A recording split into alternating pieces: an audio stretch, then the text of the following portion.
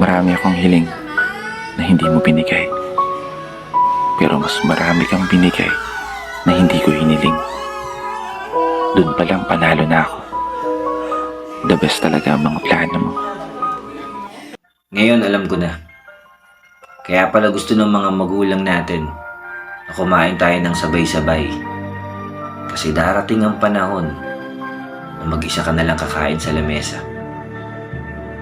Kaya pala 6:00 pa lang ng gabi. Gusto ng mama at papa natin na magkakasama tayo. Kasi darating ang panahon na matagal na panahon din tayong hindi magkikita-kita. My family. I miss my family. Sometimes life takes us in different directions, and we find ourselves far from the people who make us feel like home. It's not always the distance that hurts the most. It's the moments we cannot share, the laughter we can't hear, and the hugs we can't feel. But even when we are apart, I carry my family in my heart. Every memory keeps me strong. Every call gives me hope. Every thought of my family reminds me why I must keep working hard. One day, we will sit together again, talk for hours, and laugh like we never left. I may not be with you every day, but I am building a future where distance will no longer separate us.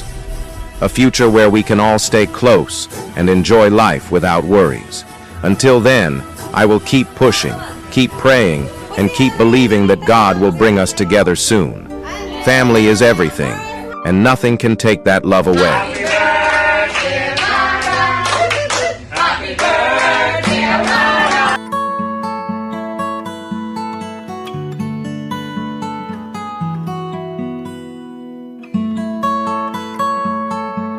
Palagi pa rin akong maniniwala sa kasabihan na God will always provide.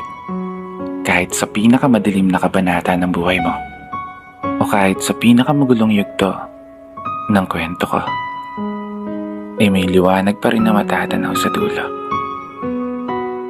One day you will understand. The people who worried about you the most loved you the deepest. Family isn't perfect, but it is the place where love shows up, even when words don't. Friends may come and go, but family stays, even when life falls apart. Focus on your little family. Nothing else matters.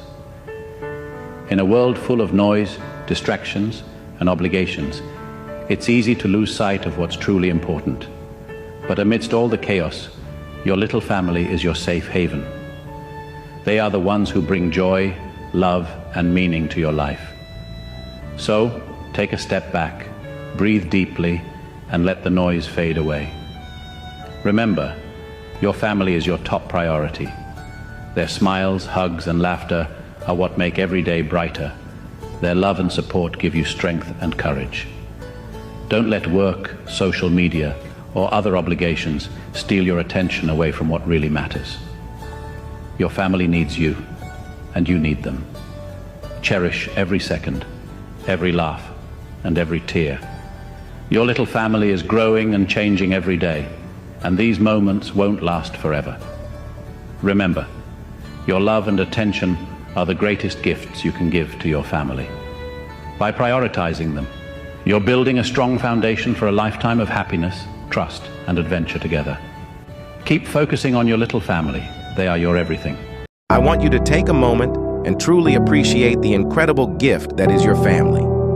They are the ones who have been with you through thick and thin, the ones who have loved you unconditionally, and the ones who have celebrated your successes and stood by your side during your failures. Family is the foundation of your life, the support system that will never waver. They are the ones who have shared in your joys and shouldered your burdens. Their love is unwavering, their care is boundless, and their presence is a priceless treasure.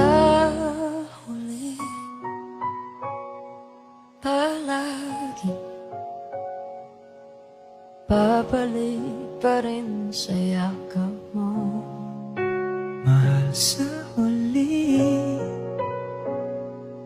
Palagi pipiliin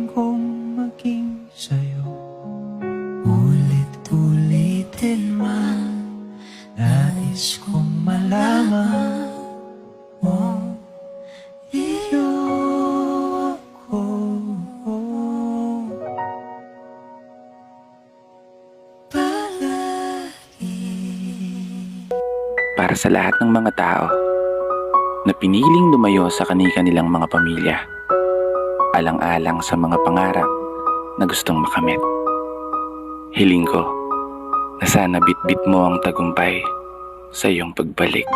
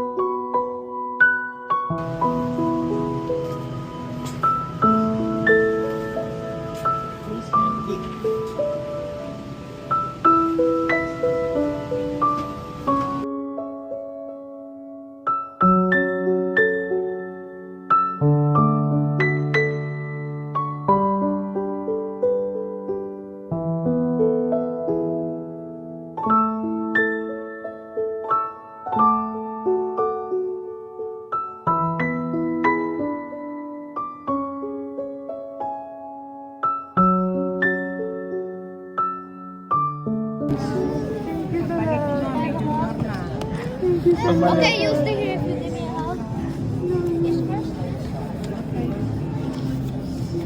Chat mo lang ba?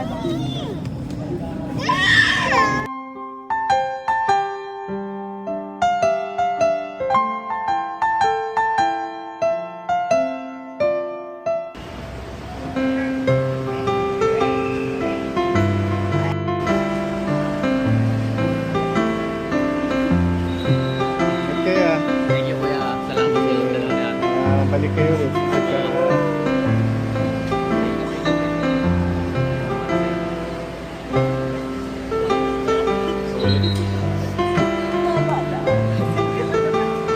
Thank you, ate. Salamat talaga. Thank you din. Thank you. Kayo, alagaan niyo isa't isa. Thank you din. Ingat kayo.